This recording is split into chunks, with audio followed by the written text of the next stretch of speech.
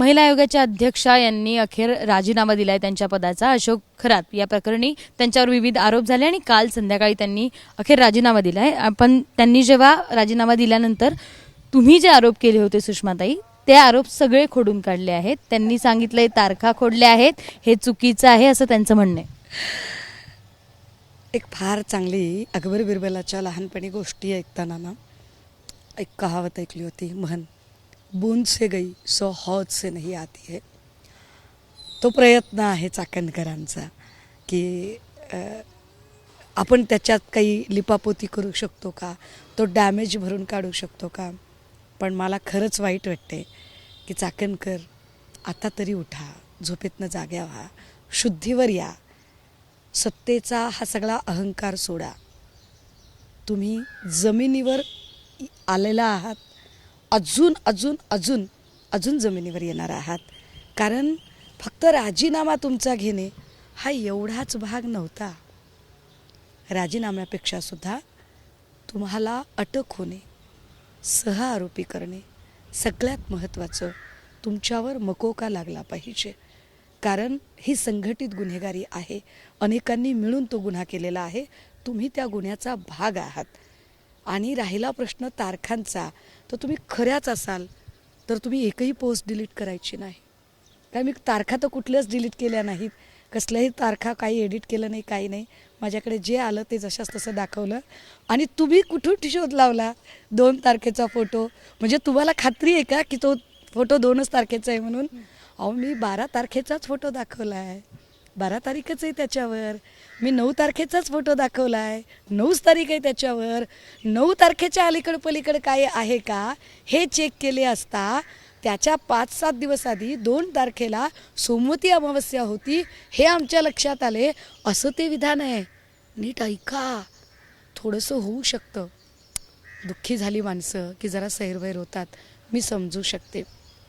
राहिला प्रश्न नोटिशी बिटिशीचा, तर आता 500-600 कोटीची माया कमावलेली आहे. तटकरेंसारख्या प्रभृतींचा आशीर्वाद आहे. तर त्यामुळे तो अहंकार कमी इतक्या चटकन होणार नाही. त्यामुळे तुम्हाला काय बदनामी पसरवतायत तुम्ही आमची आणि वेगवेगळं काहीतरी आणून दाखवतायत. कसली बदनामी करायची आम्ही? तुमच्या कथनी करण्यात किती फरक आहे.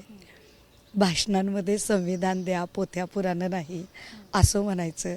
आणि वास्तवात मात्र तुम्ही कुणाचे तरी पाय धुवायचे. रील्ससाठी मात्र नवऱ्याने तुमची पूजा करायची आणि वास्तवात मात्र तुम्ही एका लिंगपिसाटाची पूजा करायची. ह्याच्यात बदनामी काय आहे? ही वस्तुस्थिती आहे. त्यामुळे अशी वस्तुस्थिती, फक्त त्यांचा प्रॉब्लेम काय झाला आहे, दुखावल्या गेल्या आहेत, त्या खूप दुखावल्या गेल्या आहेत. आणि अर्थात म्हणजे त्यांना असं वाटतं, त्यांना वाटत होतं की अख्खा पक्ष तटकरेच चालवतात आणि तटकरेंचा जोपर्यंत डोक्यावर हात आहे तोपर्यंत तो कोणी त्यांच्या केसालाही धक्का लावू शकत नाही. परंतु काल मुख्यमंत्र्यांनी जो बडगा त्यांच्यावर कारवाईचा उगारला आहे, त्यामुळे गिरे तो भी नाक उपर अशा थाटात ज्या त्या बोलायला लागल्या, मी समजू शकते, मी अगदीच समजू शकते. आधी तेव्हा त्यांनी डीजींची भेट घेतली होती, त्याच्यानंतर मुख्यमंत्र्यांकडे गेल्या. अहो काय आणि नाटक. कारवाई करा, याच्यावर कारवाई झालीच पाहिजे असं पत्र त्यांनी दिलं. कोण तुम्ही? कोण तुम्ही? तुमचं डेसिग्नेशन काय आहे? मी प्रशासकीय अधिकारी म्हणून काम केले, मी CSG डिपार्टमेंटला काम केले, centre for equity and social जस्टिसमध्ये specially women sexual exploitation and व्हायोलेशनवर मी काम केले. त्यामुळे त्याची जी हायरार्की असते ती हायरार्की मला माहिती आहे.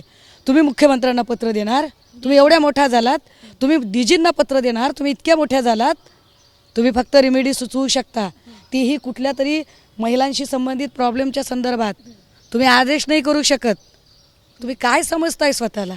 तुम्ही काय शो करायचा प्रयत्न करताय? तुम्हाला राजीनामा द्यायला सांगितला होता, शेवटच्या क्षणापर्यंत तुम्ही धडपड केली. राजीनामा द्यायला सांगितला हे माहिती असून बाहेर येऊन तुम्ही पत्रकारांना गुमराह करता आणि पत्रकारांना सांगता की नाही मला मी बोलायला गेले होते आणि मी पत्रकार परिषद घेणार आहे.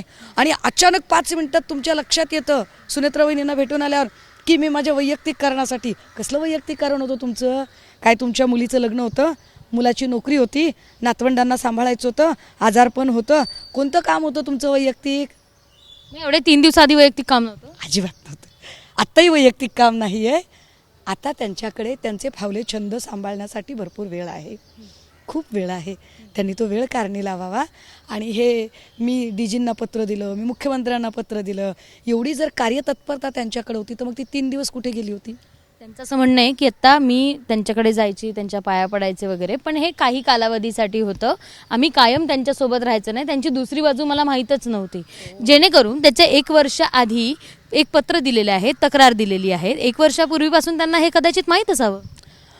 अहो, मला हे माहितीच नव्हतं. हे कालच्या रात्री तुम्ही सांगताय. 3 दिवस आधी माझा आणि त्यांचा व्यक्तिगत संबंध नाही असं म्हणताय. अहो, तुमचे जे फोटो आले त्या फोटोमध्ये ट्रस्टपुरता जर तुमचा संबंध असेल तर तुमच्या फोटोमध्ये तुमच्या हाताला स्पष्ट मेहंदी दिसते आणि तुम्ही त्यांच्यासोबत फोटो. माणसं मेहंदी जनरली बायका कधी लावतात की जेव्हा घरात एखादा कौटुंबिक सोहळा असतो. तुम्ही त्यांच्या कौटुंबिक सोहळ्यात सहभागी होत होतात. त्यांचे वडील वारले मागच्या वर्षी, तुम्ही तिथे शोकाकुलमध्ये तुमचं नाव होतं. त्यांच्या मुलीची आत्ता सोयरीक झाली, तुम्ही तिथे होतात. तुम्ही काय सांगताय 6 वर्षापूर्वीचे व्हिडिओ, त्याच्या तारीखवार सकटचे व्हिडिओ माझ्याकडे आहेत. त्यामुळे हे सगळी सारवासारव करण्यात काही अर्थ नाही. पण ठीक आहे. सुनील तटकरे यांच्याही बोटाला पट्टी असलेले काही फोटो दिसत आहेत. ते खरे आहे खोटे आहे माहिती नाही, पण त्यांचे फोटो एक दिसत आहेत.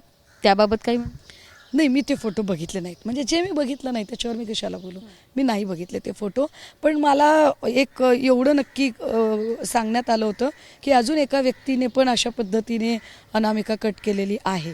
मग ते ती व्यक्ती स्त्री आहे की पुरुष आहे, राजकारणातली की ब्युरोक्रॅट आहे की ते तटकरे आहेत, हे मला माहीत नाही.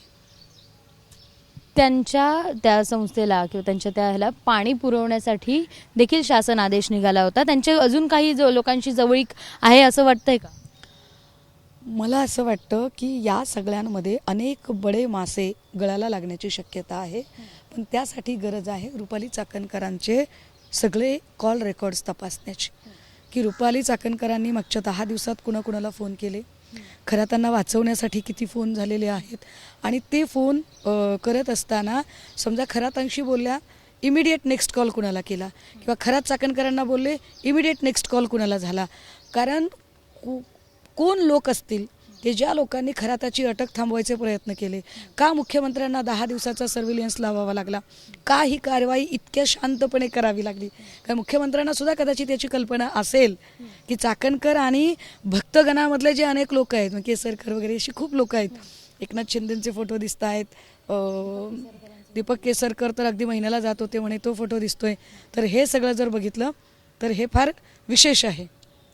आत्ताचीच एक बातमी आहे, दीपक केसरकरांच्या निकटवर्तीयांची देखील SIT चौकशी होणार असल्याची माहिती. मी म्हटलं ना ताई की याच्यात अनेक बडे मासे गळाला लागण्याची शक्यता आहे. आणि आता काय बोलायचं, काय म्हणजे माझ्याकडे आता एक व्हिडिओ आला आहे. ते असं सांगतात, केसरकर असं सांगतात की महाराजांचा म्हणजे त्या गुरुजींचा ॲस्ट्रॉनॉमीचा खूप अभ्यास होता. एकदा ॲस्ट्रॉनॉमीचा अभ्यास होता असं ते 8 ते 10 वेळा आपल्या बाईटमध्ये सांगतात. अहो, ज्या मंत्र्यांना ॲस्ट्रॉनॉमी आणि ॲस्ट्रॉलॉजी ह्याच्यातला फरक कळत नाही आणि ते शिक्षण मंत्री असतात आपल्या राज्याचे. केसरकर आपल्या राज्याचे राव शिक्षण मंत्री, महाराष्ट्रातल्या थोर जनते हो. अहो, तुम्ही समजून घ्या, आपण काय लोकांना निवडून दिलंय, काय लोक इथं पदावर बसली आहेत की ज्यांना ॲस्ट्रॉनॉमी आणि ॲस्ट्रॉलॉजी यातला फरक कळत नाही.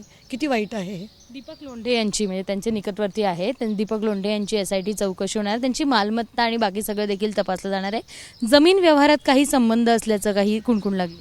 दीपक लोंढे मला वाटते एक वेळचा नगरसेवक राहिलेला माणूस आहे.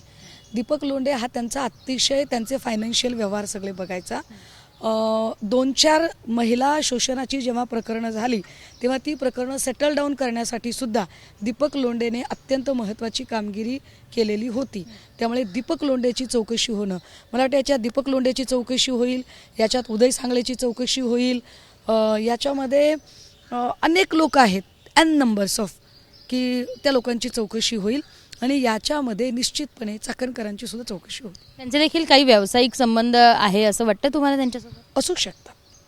कारण मी काय म्हणते की महिला आयोग राजीव रजनी सातव होते आपल्याकडे, विजयाताई रहाटकर होत्या. एकाही महिला आयोगाच्या अध्यक्षाची एवढी ग्लोरी, ग्लॅमरस आणि पॉलिटिकल हेवीवेट ऑरा असं काही नव्हतं. अचानक हे कुठून निर्माण झालं? एकाही महिला आयोगाच्या अध्यक्षाने आपल्या लेटर हेडवर राज्यमंत्री दर्जा असं कधी स्तोम स्वतःचं माजवलं नाही. हे स्तोम मात्र चाकणकरांनी माजवलं. एकही महिला आयोगाची अध्यक्षा मंत्रिमंडळांच्या मिटिंगा वगैरे याच्यात असे कधी वावरताना दिसली नाही, कारण तिचं कामच वेगळं होतं, त्यांची कार्यचौकटच वेगळी होती.